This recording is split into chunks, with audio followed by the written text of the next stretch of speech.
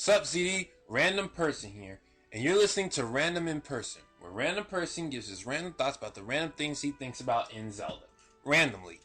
And this time, ladies and gentlemen, we're going to be talking about something that I've actually discussed before, Princess Zelda herself. Now, you all know how I feel about Princess Zelda.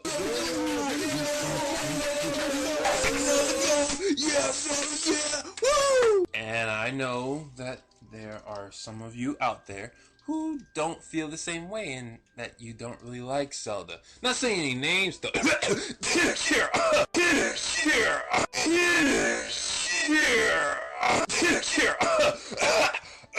Oh, man. Oh, I'm so sorry about that. It's completely unintentional by any means necessary. Oh, man. I gotta take care of that. But I have not come to try and force you to think like I think, because it's not that time of the year yet. What I've come to do is explain a theory that I have about Princess Zelda, or rather about Princess Zelda's power.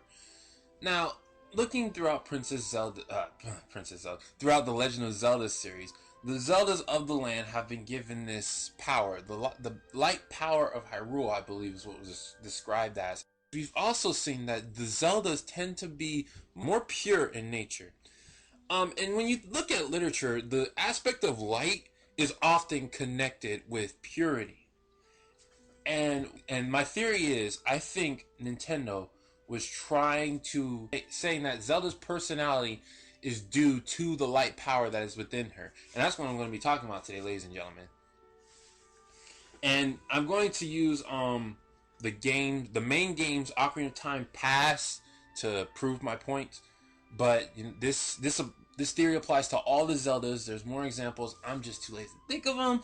So while I'm talking, you guys can go ahead and think of them. I know you guys love doing the work for me when I'm so lazy. I know I can count on you guys when I'm lazy. I'm so proud of you guys, man. You guys make me so happy.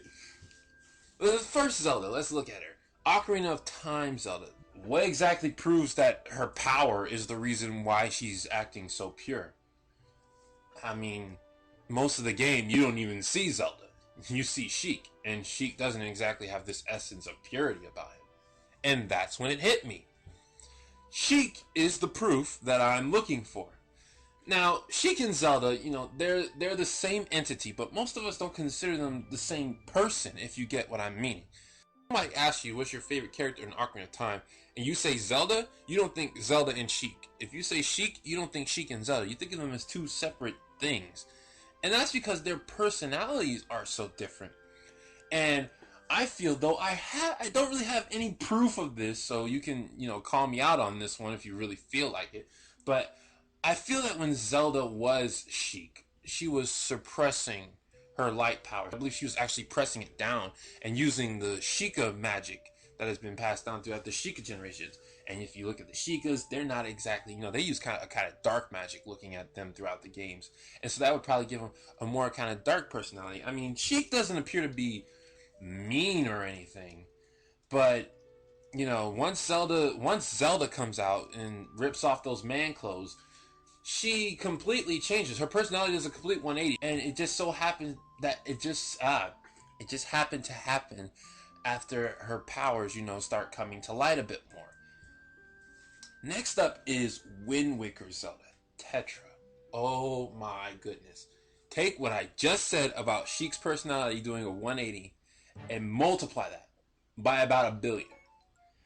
Tetra is a sassy girl with questionable morals and is a pirate. Not only a pirate, she's the captain of the pirate ship.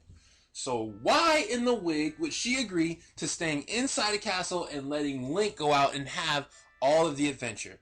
That doesn't make sense personality-wise for Tetra. However, at the time, Tetra was not exactly Tetra. Tetra's inner power had been awakened in her, the power of the royal family, the light power, which was, she became Zelda. She not only let her hair down and put on the dress, she literally became Zelda. It's like the personality that comes with this light power is Zelda. And she really didn't have much of a choice in the matter, because with that purity, with that pure nature taking a hold of who she was, she saw things in a different light, mind the pun. She's completely different from Tetra, who would have, if told that she had to wait in the castle, be like, I I know these seas better than anybody. Why am I letting some weirdo kid from Outset Island wearing a man skirt do this job for me? I don't even need his help. Let me do it. I'll go kick Ganon's butt all by myself. But she didn't, because she had Zelda's personality, and it happened after her light powers were awakened. Next up is Twilight Princess Zelda. Warning, the following Zelda is random person's favorite Zelda. This could lead to him saying a lot of good things about this particular Zelda. We apologize for any fanboyish things that may come out of random person's mouth during this segment. Thank you. Now, I believe Twilight Princess Zelda is probably the most pure out of the Zeldas. If I mentioned this in my Twilight Princess article, that I feel Nintendo tried to make Zelda the most pure character they could.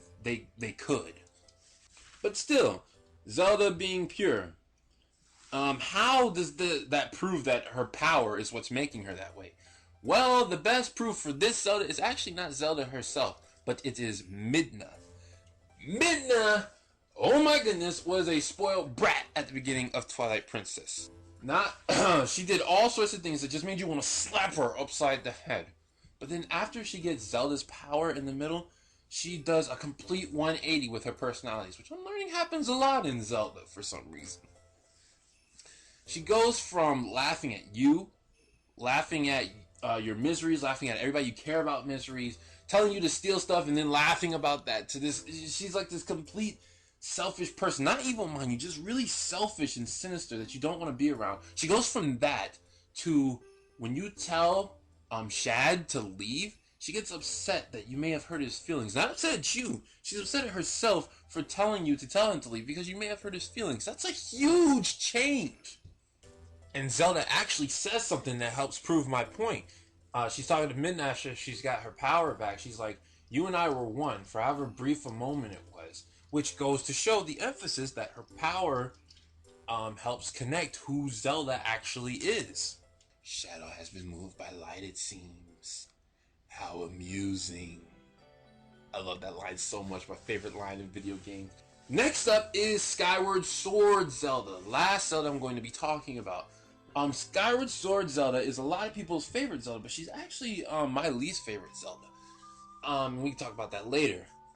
And you probably look at Skyward Sword Zelda and you think she doesn't easily portray the purity that the other Zeldas. She's not a stereotypical pure princess like Ocarina of Time Zelda was. She's not a benevolent queen like Twilight Princess was. She was what I call the quote-unquote stereotypical girlfriend. I've heard Juice J call her the girl next door, which is also a good description of her. She's bossy. But even if you think that Zelda's bossiness makes her less pure, which I don't, Nintendo takes Zelda's bossiness, and once her full goddess powers have been awakened, her bossiness is just gone. You know, she started with this half bossy, half really innocent, and then once the powers were awakened, the bossiness was just gone, and it was just the innocent, pure Zelda. And Nintendo was really trying to emphasize Zelda's purity after her power had been fully awakened. A completely white dress, Nintendo, obvious symbolism is obvious. And that's the theory. Zelda's power has a clear connection to Zelda's personality. It's almost as if, I don't know if I said this before, but it's almost as if Zelda does not have a choice in the matter of how she wants to act. There's going to be variances, but all in all, she's going to be pure. She's going to have other people's interests at heart. She wants to do things that are good for everybody, and it's because this power of light that is in her, it's forcing her to be like that. And I really feel Nintendo was trying to emphasize that because they left us all these clues. And as I always say, you can disagree with me. But if you do disagree with me, you're going to have a hard time convincing me that you're right. Because there's a lot of evidence. It's not just this, like I always say. It's not just this evidence I'm telling you. It's a lot more evidence too. And it affects all the Zeldas in the series. Well, all the ones I've seen in the series. But those are my thoughts. That's my theory. You guys know where to find me if you have questions about that, or if you want me to talk about anything else on Random in Person, or just want to talk to me in general. randomperson21119@yahoo.com. Find me on Zelda Dungeon. You guys know I love talking. People in the shout box know I can't shut up. I'm just waiting for somebody to say something. And I'm on Facebook now and on Twitter now, so you can find me on there and go on there and tell me to talk about stuff on the Zelda Dungeon podcast. But yeah, that's it. Well, that was random, and I'm out.